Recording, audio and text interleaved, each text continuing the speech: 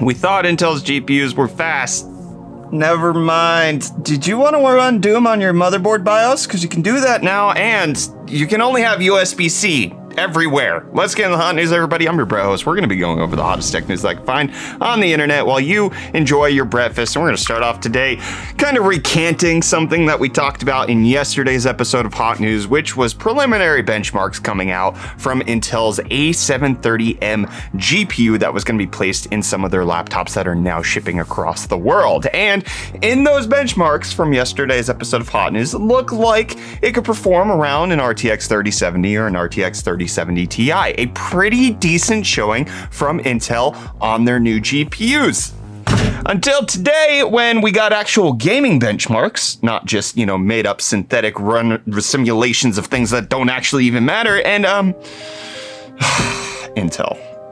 Please. So, according to just 3 games right now, but there should be more coming out as the laptop is now available for sale, but it's barely faster than an RTX 3050, and this is one of Intel's higher end GPUs that they're going to be shipping. So, a Weibo user known as Golden Pig Upgrade, which is, the best phrase that I've ever heard in my entire life, tested out Assassin's Creed Odyssey, Metro Exodus, and F1 2020 at 1080p and 1440p and compared them and showed us the frame rates for all of that. Metro Exodus was able to run at 70 FPS at 1080p, which is roughly like an RTX 2070 notebook, but not as good as an RTX 3060. And then you got something like F1 22, which could run at 123 FPS, which is comparable to the RTX 3050. And then you got something like Assassin's Creed Odyssey, which can run at 38 FPS at 1080p, which again, not very good, especially considering the fact that the A730M did so well in the synthetic benchmarks and then absolutely only competes with an RTX 3050, 3060 when it's actually put in gaming tests. Kind of shows what I've been afraid of for the entire time we've been talking about Intel's GPUs, and that's driver optimization. Are they able to actually get the performance out of these graphics cards because they actually can work with the games? And it turns out it looks like it's probably no right now. I don't have a whole lot of hope for the dedicated GPUs that are coming out to desktop, because this was just, I had this experience when I tested the DG1. The drivers made it an absolutely horrid experience, and just kind of seeing that Intel's driver team has missed deadline after deadline of what they've set for themselves as a roadmap.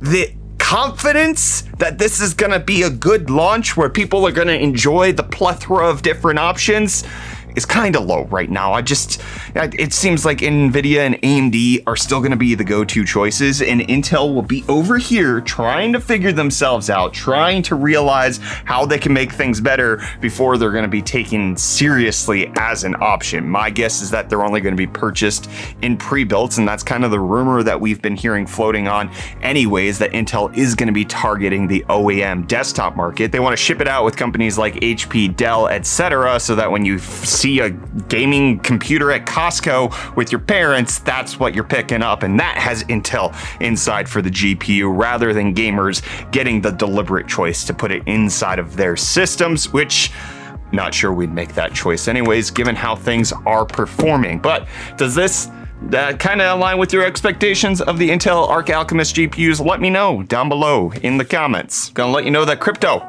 had a rough day. Bitcoin down 1.75%. It cratered a little bit. It went from $31,500 down to $29,250. So not great overall. It's recovered ever so slightly as the day has progressed. Ethereum kind of following the same trend, down less than 1% to be at 1846, and Dogecoin down 0.5% to be at 8.1 cents. In the meme stonks, however, GameStop having a phenomenal day, up another 14.79% as of the time of filming. It's up to nearly $150 again. If you remember, it was below $100 at one point recently and is now going back up. It's nowhere near its all-time high. It's down a little bit from just this time a year ago, but it is rallying. Is GameStop worth this much? I don't know how much things are worth, but I know how much things could be worth. less because of UFD Deals. We're bringing you the hottest tech deals that are out on the internet, and we got several sales for you today. The Gigabyte X570 Aorus Elite Wi-Fi motherboard going for only $150 over on Amazon. We also got the Samsung 870 EVO 1TB SSD selling for $100 right now. That's not a bad deal for an 870 EVO. I'll take it.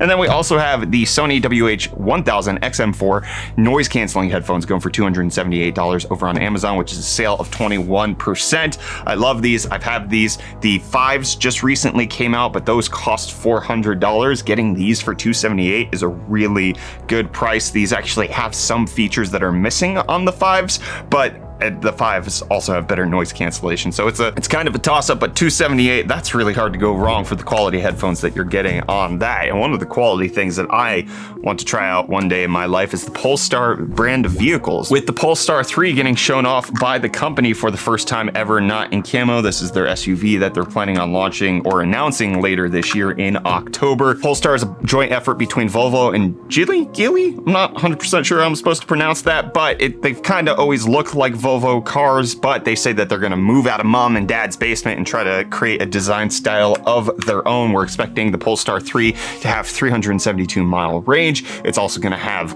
autonomous highway driving with LiDAR sensors, and you should be able to order it once they announce it in October. And they're also planning on building them here in America for the American customers, in case that matters to you. And in case trucking matters to you, which probably should because it's a huge industry here in the United States, Uber and Waymo are partnering up to work on long-haul autonomous trucking, which is wild because, in case you don't remember, Uber and Waymo used to be at odds with each other, especially because Waymo is owned by Alphabet, Google's parent company. There were lawsuits that happened where Uber acquired a company where the guy had actually stolen stuff from Alphabet and made it so that they had to send him to jail, and it was a whole spiel of lawsuits and nonsense, and it was bad. But they're partnering up because they want to work together. They believe it's a strategic partnership to work long-term on the long-haul autonomous trucking. They'll blend Waymo's self-driving tech with Uber's freight network, which is, from what I gather, just Uber for freight shipping. In case you're a business who needs trucks, you can use Uber Freight to find trucks to ship, and then Waymo will help it so that you don't need the trucker involved in this situation. Good stuff. What's legitimately good stuff, though, is Doom running on basically everything from a pregnancy test to probably radio frequencies at this point, and now on your motherboard BIOS. This is thanks to Coreboot, which is an open source motherboard firmware platform, which will allow you to kind of inject payloads in order to boot to that in your BIOS. This is probably not something very many people are going to do besides the Uber Linux users. Anyways, Core Doom being found out that it just boots straight into Doom. It's a payload for Coreboot, and then your computer is just like, hey, this is my BIOS. It's Doom. You're able to play it. There are a few issues. Number one, if you exit the game, the whole system freezes, which makes sense because your whole system is Doom at that point. There's only PS2 keyboard support, and then there's no sound or save support. So every time you boot up, you have to beat the game yet again. But that's a small price to pay to just have Doom literally everywhere. And that's where USB-C is going. Literally everywhere. At least if the European Union